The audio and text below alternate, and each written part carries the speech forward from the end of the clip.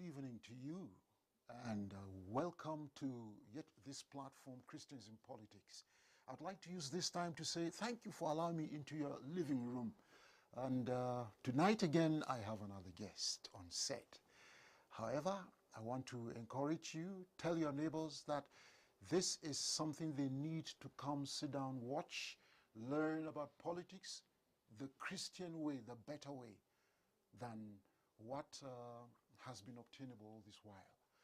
My name is Donald Weze, and tonight on set I have a young gentleman who has done so much in this, excuse the expression, small lifespan that he has. Anyway, I say small lifespan because he's younger than me, and yet he is someone who is a leader amongst men, someone whom you ought to and you should listen to. I have the pleasure of welcoming Dr. Yilji Cashmir Kumtap. I hope I'm correct. You pronounced the name as if you were the one that gave me the name. You're most welcome to Bingham Television. Thank you very much, Donald, and good evening, viewers. Okay, now, there's this thing that has been bothering me in my heart, and I say, when we start off, I'm going to allow you. Sing your song yourself. Who is Dr. Yilji? Let's start from there. Well, all right. Dr. Yilji, like you said, is a medical doctor. I work for Just University Teaching Hospital as a consultant cardiologist. And then somebody who has some passion for leadership. And through the course of my professional development, I found myself to hold certain positions of responsibilities. Currently, I serve as chairman of the Nigerian Medical Association here in Plateau State, a position that I've held for almost 2 years, and then my tenure is winding down. I'm also the candidate for the House of Reps representative seat for Pangshin Kanke Kanam Federal Constituency on the Nigerian Democratic Congress, NDC. A nascent party in the political atmosphere, political environment of Nigeria, but a party that is willing and committed to serve Nigerians better than what we have currently. Okay, now I'm going to take you up on not the health aspect. We are going to do politics tonight, okay, because it is Christians in politics. Now, doctor, why are you in politics? You are a Christian. And everywhere you go, people say politics is dirty. So why is a young Christian man of your stature in politics? Thank you, Donald. Interesting question that resonates deeply in my person for two reasons. One, over my years, professionally as a medical doctor, as a health advocate, as a community leader, and then also an administrator, I have had opportunities to interact with ordinary Nigerians, mostly people who come as my patients. And I have seen the pains with which family who have difficulty accessing healthcare, I've seen their pains. I have seen the frustrations of young people who are talented, but are unable to have the opportunities to flourish in their God-given talents. Okay. I have seen the pains and frustrations equally of communities who don't have access to infrastructure like portable water, healthcare services, housing. These problems are things that we see in our everyday lives. And unfortunately, we may be reading about them, we may be hearing them on TV or on the radio, but people who face these frustrations have a personal, feel it in a more personal way. Okay. So one angle is that I have seen these frustrations and the problems that the ordinary Nigerian is facing. Okay. The second one is, with these problems, do we fold our arms because you have a relatively stable and noble life? Absolutely not. People who are gifted, people who have things to offer to the society, should come and help people. Politics, they may say it's dirty, but who made it dirty? When politics is dirty, it's because good people who are supposed to come and clean it do not participate. And whether you participate or you don't participate, it affects you. Okay, our topic for tonight, we are talking generally, and then I'm going to collapse it this way.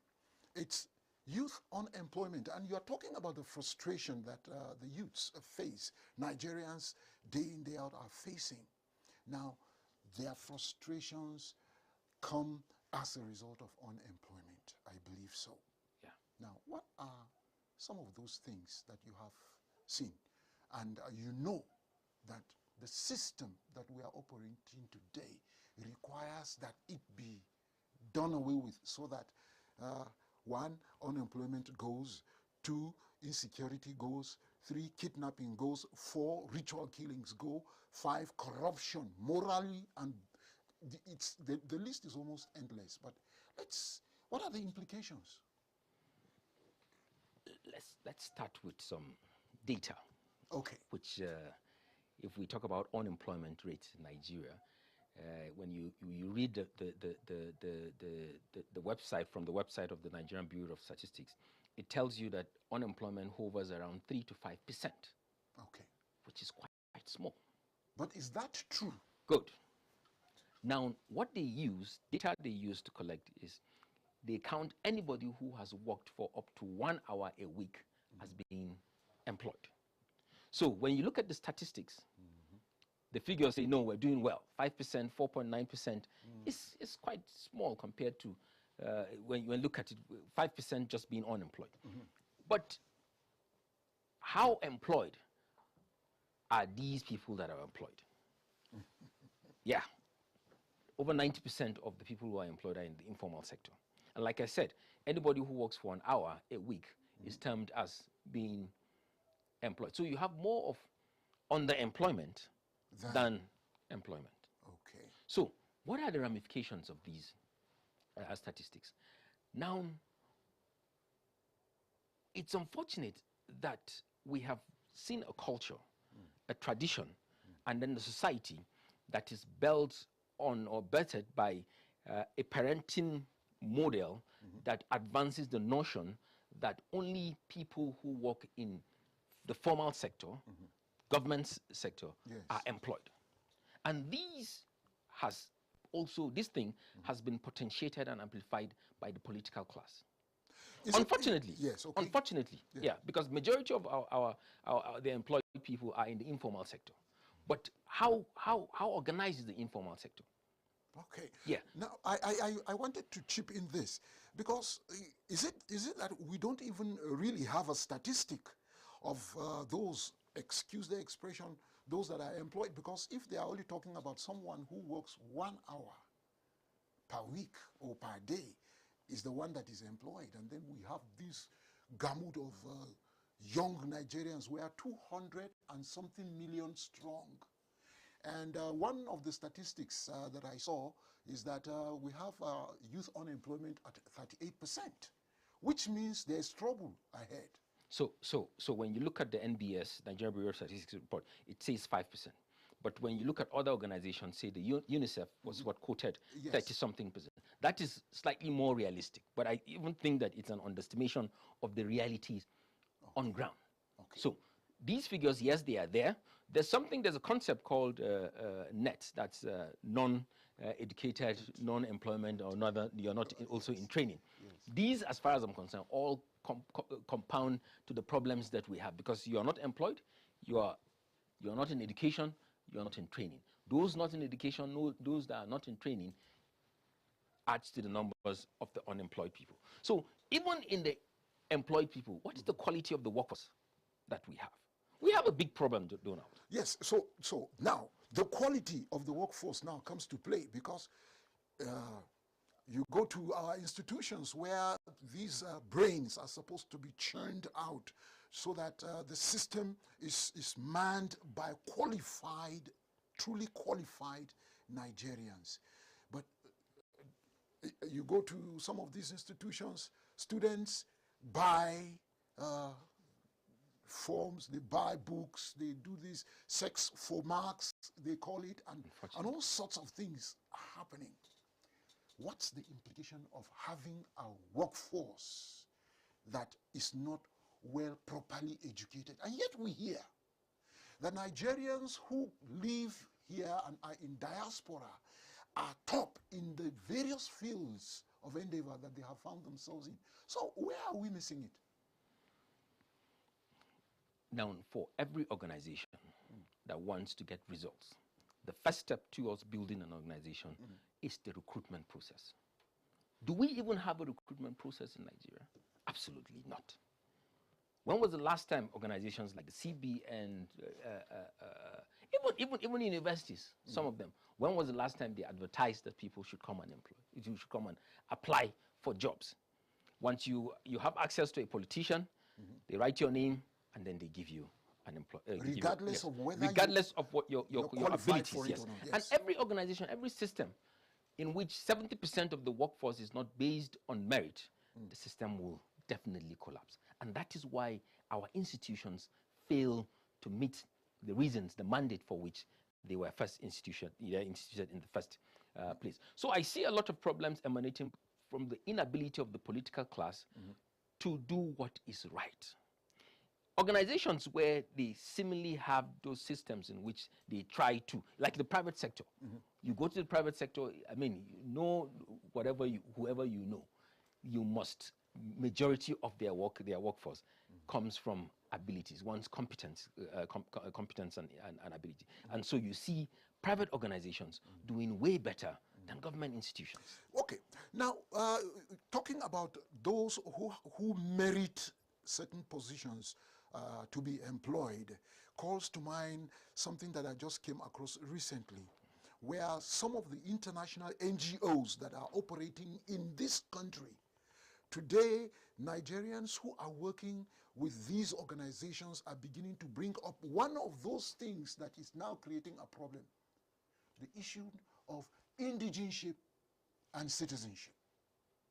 Now, you are working with an international NGO and in a certain state, and you go there and they say, you are not from this state, so you are not supposed to occupy a certain position. It is supposed to be for the indigenes of that state.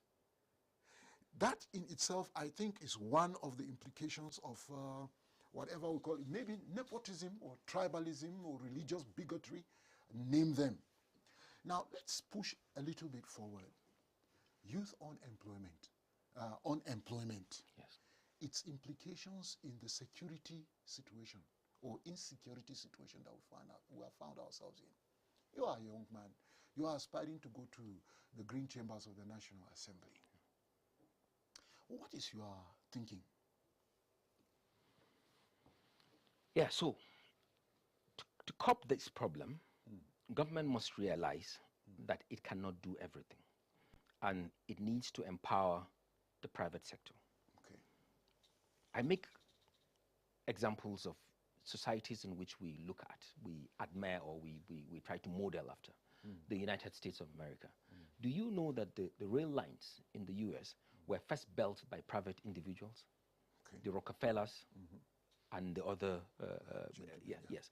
Mo Ibrahim, before he came in, he was in UK before he came to Africa to set up the telecom. He brought a large chunk of the infrastructure in his country, and that brought about some development and then prosperity to the society. Now, government must create an environment where the private sector would flourish and it can absorb the huge numbers of unemployed youths that we have. If we're unable to do that, because the government space is limited, it's already practically saturated and might not be able to take more, or what it can take is very little compared to what we have outside. So when you empower the private sector, more people are taking. But if you leave them unattended to, they become tools and weapons in the hands of evil men who merchants of war, people who see insecurity as businesses, whether we like it or not. That's what is happening in Nigeria. When you look at certain communities and states in Nigeria, they have huge incidences of insecurity and terrorism, you find out that there are certain rare earth minerals in those places that people are mining. And sometimes we say, it's alleged that it's a facade is created so that they can continue. They can continue to do whatever they want to do. But who are those people that they utilize? It's the unemployed youth. Now, this thing is really bothersome, because everywhere you turn, there is a youth. Some of them are very industrious. You see them. Yeah. I give you an example. I went to one of the villages this morning, and I saw about 20 young men just standing under one mango tree, and they were just gisting. And when I was passing, some of them know who I am, and they wove at me. And I was together with one of my friends, and we say, look at what Nigeria is missing. Young, energetic men who don't have anything doing. They just wake up in the morning, sit down under a tree, and they waste man hours. Let's use that word now. And then by evening time, maybe somebody who has some small cash goes and buys them some alcohol or some drugs they take, and they become a nuisance in the very community where they are residing. We are talking this because we have reached a point now in the country where anybody who has a clean collar becomes a target. Yeah. And all over the place, this insecurity thing is going. The youth himself. Yeah. What is that catalyst that has made him to misbehave? That because someone is wearing agbada and is occupying one big office, can come to the village, come to the community, looks at this young man, and he knows that this young man is well able and qualified to do a good job, but he would rather induce him to go and misbehave. This youth that is allowing himself to be induced, what would you say to them? I say to them that they need to understand that dirty politics is about control. And what the dirty or evil politician, the evil genius would do is to give you stipends that you cannot liberate you, and you become subservient to him.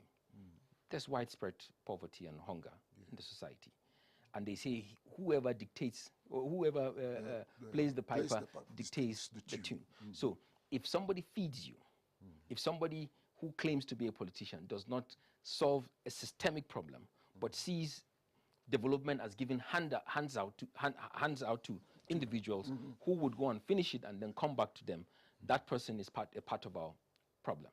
So youth should understand that giving handouts is not the solution. They need to be taught how to fish, not to be given fish. They need to be empowered. They need to see life differently. They need to know that liberation does not only come from working for government. Liberation can come from even agriculture. Unfortunately, only less than 12% of farmers see agriculture as a business. How do you relate that with the system that we are operating in this country, where you can't even access capital? You set up a business, they tell you do a business plan, do whatever they call it, you take it to a financial institution, you say, this is what I have, can you look at it? I need a facilitation so that I can grow this thing, and it ends there. It ends there. Maybe you have experienced that. I have experienced it too. And a lot of these young men and women are experiencing it now. It all boils down, I think, to what the system is giving. So I am asking again, as a young man who has been in leadership and now you have come out, you are a politician, you are gone into the green chambers, what should we do? Let me take a step backward and say that the system tends to encourage control. Okay. It encourages control. And people who are independent, it's difficult to control them. And so when you increase the poverty stakes within the country, you increase control. There are institutions, funding institutions, because this question actually I felt personal, because I'm also a witness to inability of young people to access funding opportunities from established institutions who are meant to support the private sector. And as much as there are places where they say the ease of doing business has improved, like in Plateau State, we're within the first 10 brackets. So the ease of doing business is a lot easier to do business in Plateau State. But unfortunately, the ease of doing business is not the sole prerogative of the Plateau State government. There are federal institutions that also should support that. But those institutions, as far as I'm concerned, are dead. Because, I mean, I challenge some of them. The Bank of Industry, the Bank of Agriculture, they should come with statistics. How many businesses have they supported on the plateau? Then, yeah. Yes, you're talking like this because... They sit down and then give figures that they have disbursed so billions to businesses. To whom? How many have they disbursed on the plateau? As far as I'm concerned, we are nowhere. We're nowhere. I will add up to this. We are smack in the middle of confusion. I am saying in the middle of confusion because even just yesterday in my home village, a young man was killed. There is insecurity in the land. So how do people do business? And yet the statistics that is being given is that the atmosphere for business has relaxed and you can walk into Plateau State and do business. Now I'm collapsing the conversation to Plateau State. You come from Pangshin Kanke Kanam Federal Constituency. I come from Basa Jos North Federal Constituency. So many other young people come from different federal constituencies. But we are still facing situations where young men are being used, whether they are Nigerians or it's said that they are from some strange place. Young men are being used to go around slaughtering and killing people. And the atmosphere is putrid. You can't do business. No, but no. But you can say, yeah, there are different kinds of businesses. So people who deal in arms and ammunition, they are having a field day in business now. Yes, so they are known. Those who peddle this, those who peddle war, insecurity. They are the ones in because business. They are smiling to the bank. They are the ones in business. Is it that government does not know that they exist? If they are existing, how come so far we've not heard that there is one big man? Because every time you hear about people have been arrested, you see it's just some young man who maybe if you leave him alone may not have 3 good square meals in a day. You look at the color of the dress they are wearing, you know that he's coming from one bush. And yet, here we are. We are talking business, we are talking progress for the Nigerian youth. Excuse me, doctor. They have removed history from the Nigerian curriculum. Even the young men in Nigeria today, I have asked so many of them questions, for instance, do you know who Awolowo is? They don't know. No. Do you know who Zik is? They don't know. So why not? Why not history in our curriculum? Because if you don't know where you are coming from, you won't know where you are, nor even go into the future. Yeah. Now, we are talking this. I'm coming to your primary constituency, the health subsector. The health subsector is a very, very sensitive part of the building up of our nation. Yeah. A nation that is sickly cannot produce anything or grow. What's your comment? I'll go back to your statement on insecurity before I respond to the one on the health issue. Yes. Now, we've talked about a lot of things about the insecurity and then inability of government to prosecute. Now, as much as I also agree that our criminal justice administration system has seemingly improved, but do you know that when there's criminality, the burden of proof lies on person who alleges? Okay. So for me, I'm not a lawyer. And sometimes it is the state that prosecutes. Right? Now, the state prosecutors, the lawyers, are they properly remunerated? If not, then they can do their job. They ought to do, they will try to do it, but they can be compromised. Okay. Right? But if we put the burden of proof on the accused, How do you do that? I don't know. Let the maybe leader when I get minds. when I get there, Okay. then probably we can look at. That's a good one. Yeah. So back to the health question. Yes. Yeah, health without health, there's no wealth, and our health system, as much as I would say in terms of training, in terms of the quality of the health workers we have, we are well bred. When you go to the West, you go to the UK, to the US, Nigerian doctors are doing excellently well. They flourish very well because of the quality of the training that we have. What we're lacking here maybe equipment, and then that motivation to give in our best. So we have the good hands, right? But there are some systemic challenges that has not helped us to achieve what we want to achieve. Our numbers too is also another problem, right? We have about 55,000 registered doctors for a population of over 220 million people. Yes. Now, those, the 25,000, the 55 is, I think I would say that it's not even up to that. So because doctor to patient ratio 1 to over 4,000. And that is not acceptable. That is crazy. Why is that so? Is it that we are not bringing out qualified candidates from the secondary institutions who aspire to be medical personnel, doctor, nurse, midwife, and some of those support staff within the subsector itself?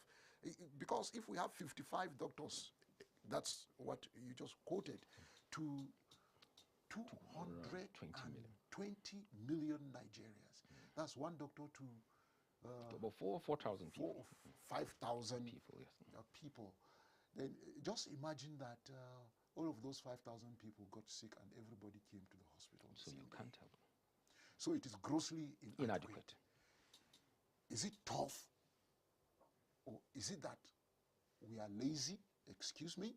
I'm not trying to bring anybody down. But is it that we are lazy? That is why we are not having many more doctors being brought out to take over. Because if a lot of Nigerian doctors are now in the UK, in the United Kingdom, some are in the United Arab Emirates, some are in Saudi Arabia, they are all over the place from Nigeria.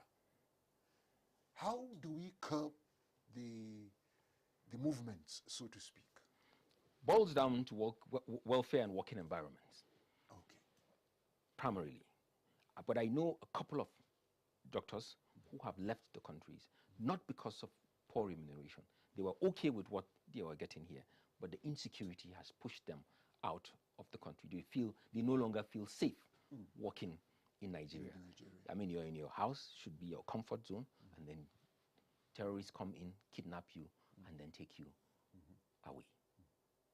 All right. Just a few days ago, Mr. President sent in an executive bill. I hope that it goes through quickly, about state policing. Since we're talking about youth unemployment, its implications, and insecurity is one of the. Now they're trying to say states should have their own police. What's your take on that? I totally agree with that. As long as it is being properly used, there's no abuse by the political class, particularly the governors.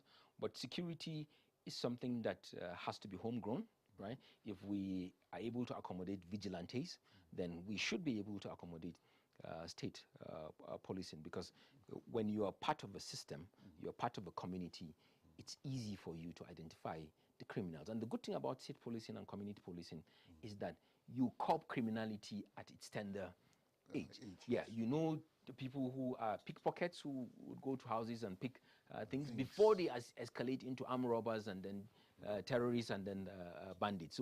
So it helps in curbing, nipping them at a smaller scale of destruction before they get bigger. So I would say it's a welcome development. It's something that Nigerians have always looked out to. If you look at the governors, most states have state-owned security platforms. In Plateau State, Operation Rainbow, yes. as far back as during the Baba Jang's administration. So it's something that is a welcome development for us citizens who genuinely want a secured environment. And yes, that, I mean, I think it's a welcome development. Okay, it's a welcome development, and yet, right here on the plateau, I know in the social media you read a lot of stuff, yeah. and you come across statements that in the days of Baba Jang, he trained plateau youths in Israel. Mossad came to train them, and it's more like a private security outfit under the auspices of the Christian Association of Nigeria, CAN. All kinds of stuff in the social media. And yet, everybody is wanting to live a peaceful life. Let no one come and harass me in my house, and I will not harass you. Of course. So, is it like people are talking tongue-in-cheek? Okay, we want to be secured, and yet a state government has brought up a security outfit, and then people are still resisting it. What exactly, or how do you think we can do it to give it a better outing than what has been? Because again, I said those are allegations, but they have not been substantiated.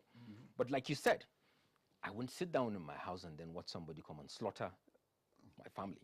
Yes, there are licensed guns that people can have. So rather than having a lot of people having licensed guns, why don't you have an organized security architecture that is accountable, right? That can work and then protect the society. Because if I have a gun and then we have a misunderstanding, maybe we're seated somewhere, we have a misunderstanding, and then I go and pick my gun and then shoot you. So it's good for people to protect themselves, but government should not leave security to individuals. They should own it. If they don't own it, then there will be proliferation of arms amongst private individuals, and that can have secondary consequences. Yes. So we must have an organized structure, and that is why, for me, the state policing is a welcome development. If it's true that the previous governor wanted to train people, then he has been vindicated. True. By the passage of the bill. Okay. Yesterday I saw a video alleging that, okay, a police officer waving bandits, but I saw a disclaimer by the Nigerian police saying that they were vigilante. It was a vigilante group that was passing. For me, I hope that's true, but how do you even distinguish the modus operandi of the vigilante and the bandits? Because it was almost similar. We see on videos, social media, that you see terrorists moving on bikes, armed, improperly dressed. The vigilantes, what I saw on social media yesterday, they were also not uniformed. But when you have a structured system, they should be properly dressed. Okay. Yeah. Now, I love that, because it tells me that we are looking at a scenario where if it was properly organized, then we will not have all kinds of people coming up with all kinds of security outfits, everybody claiming that they are trying to safeguard the community, but in essence, they are just looking for a reason to also maybe cash in, so to speak. Now, I want to ask you this. Yeah. They said it is sub judice if you speak about it, but I say you cannot take it away from us. We are from Plateau State. Yeah. We are indigenous to Plateau State. And then suddenly we hear of a court passing a judgment concerning indigeneity and citizenship. What is your take, particularly on the issue of indigenship? Citizenship is a very clear, straightforward thing. We are all citizens of Nigeria. The Constitution guarantees that we can live and ply our business wherever in the Federal Republic of Nigeria. But what of the issue of this indigeneity thing that is really eating up everybody, and people are just making comments anyhow? I think we clearly know the distinction between a citizen and an indigene, right? For that for the court judgment, we need to understand the circumstances that led to that judgment. Okay. It is said, and in fact, there was a press statement by the Plateau State government that we should tone down on it because there's going to be an appeal. But what has been circulating on social media is that the defendant didn't file a defense. Which is left to... And of course, the judge does not have any other option. He had to pass judgment. He had to pass the judgment, yes. But is the judgment law at the moment? No. An appeal has been made. People, the Just Not Local Government Authority, I'm sure they will file a defense this time around, since they are the ones that have appealed. And then the truth will come out. We all know, every well-meaning Nigerian knows who a citizen is and who an indigene is. An indigene is a native of a particular society, or a particular place, and we know there are reports that who are the natives, who are the indigenes of Just North, as stated. Commissions of inquiry law, have already clearly stated that. So there's no. For me, I think some people are just embarking on an academic exercise, and that will not see the light of the day. But we must file a defense, because it's not about us sitting here. It's about a generation, a society that we want to bequeath to our to our children. Yes. You're a politician. Everything that the citizen needs, politicians have spoken it before. Let's go. We are talking leadership here now. Yeah. Abraham Maslow's hierarchy of needs says you need home, a house, you need to eat food, you need to belong, acceptability, self-actualization, and all of those things put together. You are a politician. I want to ask you this question now. In the wee hours of the morning when you wake up and you begin to think about yourself as a politician, what do you want people to remember you with? The legacies that I have left behind. I want to be remembered for the lives I have touched, for the systems I have built, because many a times, again, politicians, we forget that we are also mortal. We are mere mortals, and we would die. We would someday exit the war. And therefore, we build things around us. But we should try to build systems that would outlive us. How many people have you put smiles on their faces? Not by giving stipends, but by institutionalizing operations, processes that would really empower them. That hardworking individuals who believe they have talent can flourish in whatever they choose and desire to do. I think politics should be about bettering the lives of people. Not every people. Not just anybody. But people who have nothing to give you in return. Because if I say I would only give the higher class gifts, I mean, they can afford it, they can, but to help somebody who might not be able to repay you in money, in material terms. Yes. I think that should be what politics should be all about. Anything outside of that, I don't think it's politics. I don't think that when you go to help people, you donate items to individuals, you don't need to publicize it. The Bible says when you give something, let your left hand not know what you are doing. This is really interesting, because I have had the privilege to sit and discuss with a lot of people concerning these particular aspects of livelihood, and many a times somebody will say, no, he wants to go to an orphanage, for instance, and he buys one bag of rice Sometimes the bag of rice has a lot of stones in it. And 1 carton of bar soap, Indomie, and a few cans of insecticide. And then he calls the press, some of us to go there and film, and then they begin to say, I am a philanthropist, I am this, I am that. And my take is that a philanthropy should not be done to the public gallery. It should be a quiet thing, so that only God, who sees what you do, will answer you and say, yes, you are blessed, my son. You are blessed. That is where what our society cherishes. Yes. Now, there are individuals who do great things, but it doesn't go on social media. But people don't see them as Doctor, because they say politics. What is not media? You are the people in media. What is not announced never happened. Yes, we turn.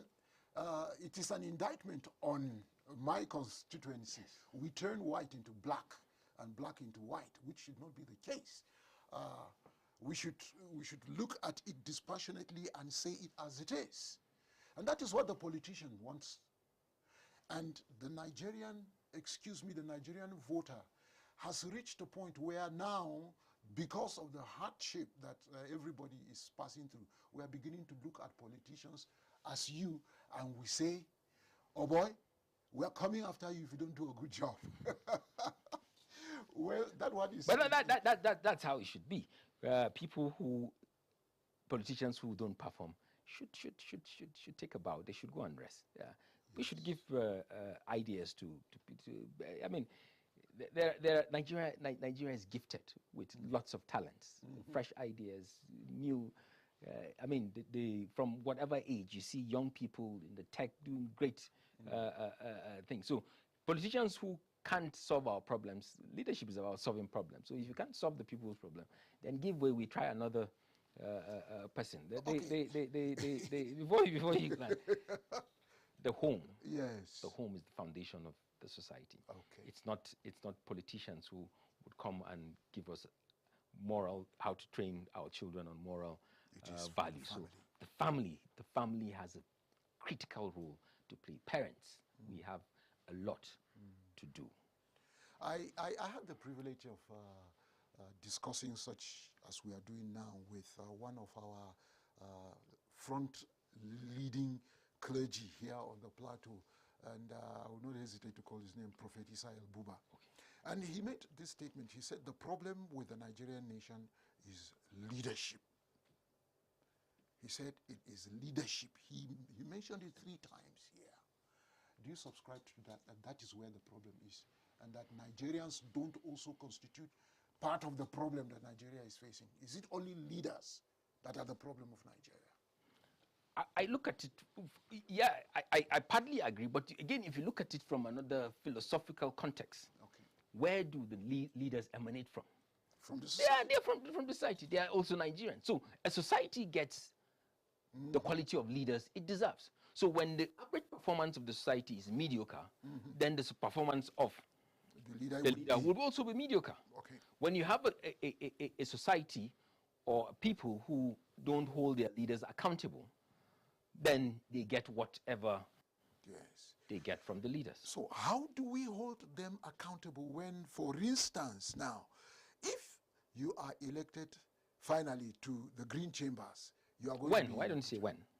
Okay, I am saying, because you still have a big battle ahead of you, so when you get to the National Assembly? I prefer that. Right. I prefer that. So now, when you get to the National Assembly, are you going to be like those that we see around home?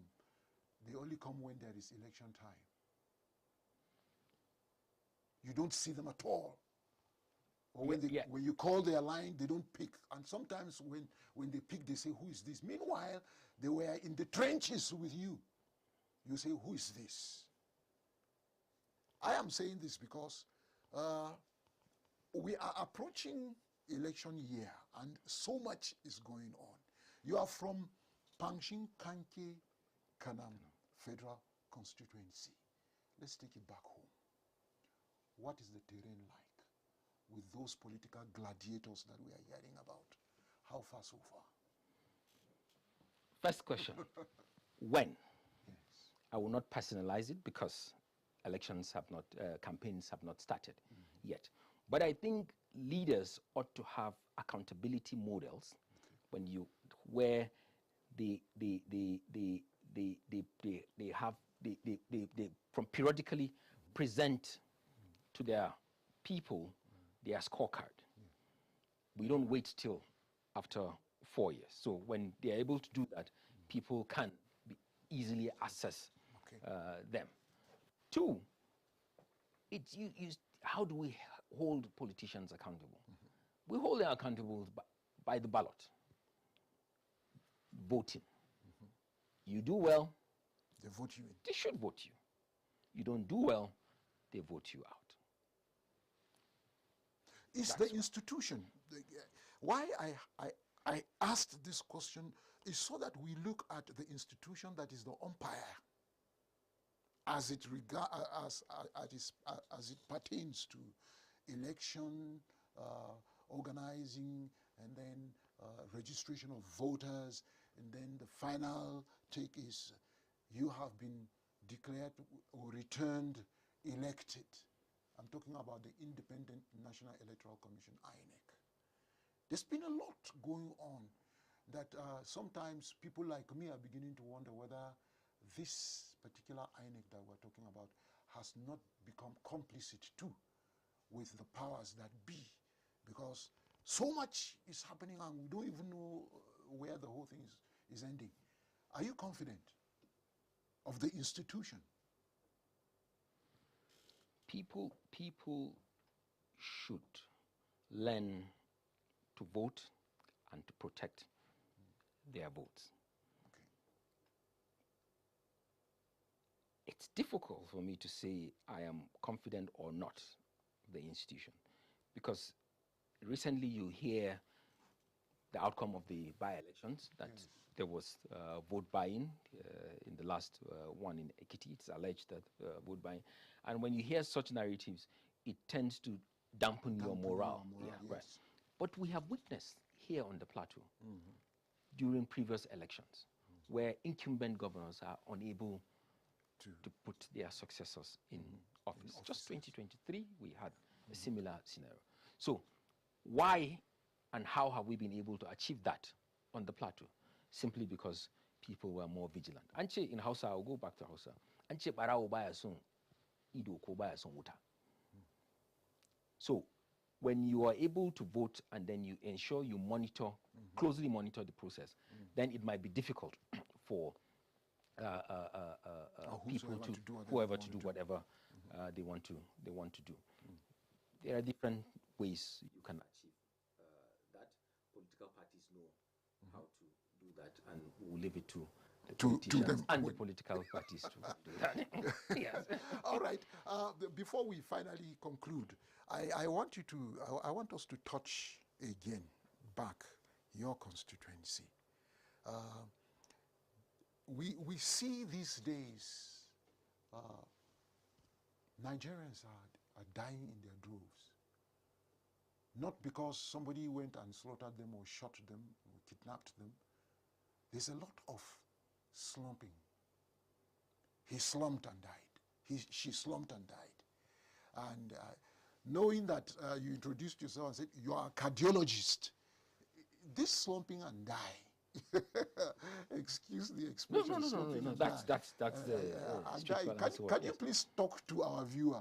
Let the people have some simple sense of direction as to how to manage this hard thing that is really dealing with our peoples. Because bottom line is, if an autopsy was done, you would discover that it was a heart failure.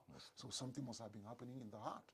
Yeah. So a lot of people move around with cardiovascular diseases that they don't know. Globally, over 1 billion people have hypertension, but barely 600 million know that they have the hypertension and then try to go to the hospitals for treatment. So people, quite a number of people have underlying cardiovascular diseases, which unfortunately continue to damage their organs, the heart, the brain, the kidneys. Damage goes on whether you know or you don't know. You don't know. Hypertension, they say, is a silent killer. And as long as your blood pressure persistently remains high, above 140/90, you are set to have hypertension. Our cultural belief and religious belief systems also has not helped us, because somebody will say, we diagnose somebody with hypertension and he says, God forbid, it's not my portion, and they don't do what they need to do. Of course, blood pressure would go up. One day they slum and die, and then it potentiates the narrative that it's something that was diabolical, or was one old woman or one old man in the village that killed. Okay. Yeah.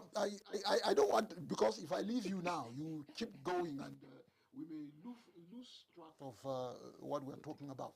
The reason why I have had to ask this question is because of the next one I want you to make a comment on. Yeah. We are in a political setup now. People get into office and they go out of office. Has our health subsector narrative, or is it documents, how some of these institutions should be run? How many percent have we achieved so far? Is the health subsector in this country well funded? If not, why? If yes, how come you go to certain places and it's worse than even a consulting clinic? Yeah, so that's because our funding is not sufficient. There's what we How sufficient is sufficient? Sufficient should be 15% of the nation's budget. Okay. That is what should be allocated to the health sector. But as far as I can remember, from 1999 till date, no government has achieved the 15% funding budgetary allocation to health. Look at recently the Minister for Health said that only a paltry 64 million naira was released for capital expenditure. How do you improve the health system? So, okay, I can get what you are saying. I hope that my viewer at home is also getting what you're saying. I hope so. Yeah. So 15% of the budget is that, okay. I can't remember what the last budget was. Let's put it at 33 trillion. 33 trillion. So 15% of 33 trillion should go to the health sector. When we do that, then we say, yes, we've achieved the WHO benchmark for funding the health sector, right? You see billions released, actually, but it appears we don't have synergy in disbursements and implementation of health projects and programs in the state. Because is it a political will when it comes to execution, that somebody sits down and says, this is the budget, for instance, 33 trillion naira budget for 2025 or 2024, 2025, and it's a paltry 60-something million that was released. Does that not sound like somebody somewhere is deliberately creating problems for the health subsector, such that even the budget that has been given, and you sit down and you read it to the public, you are no longer even towing it? Let me take it from another angle. That economics has always told us that there will always be scarcity of resources. And so there are competing needs for funds, even within government. Are you going to deal with education? Are you going to deal with health? Is it water? Is it security? Right? So those competitions are there. All right. And one of the reasons why some of us medical doctors should participate in the political process. So that we change the because when you have more doctors who are politicians, like we have a lot of lawyers who are politicians, you find that the judicial system, it's seemingly... Okay, we can't continue because my director is telling me that we are timed up. But there's so much to discuss. Maybe we're going to do an exclusive with you, especially so that we can address the health subsector. I'll be glad to return. Doctor, I would like to thank you so much for making it out here so we can have this conversation with you. You're most welcome. Thank you for the invitation. Yes. And to our viewer out there at home, for the past 45 minutes or so, we've been discussing with Dr. Yilji Cashmir Kumtap, who is the National Democratic Congress candidate for Pangshin Kanki Kanam Federal Constituency in the next coming elections. He also doubles as the chairman of the Nigerian Medical Association, Plateau State. Once again, thank you for coming to the studio. You're most welcome, Donald. To our viewer, I leave you with this. That which you know is right for you to do, and you do not do, the Bible considers it a sin. In fact, God considers it a sin. Do that which is right. I'm Donald Weze. See you next time.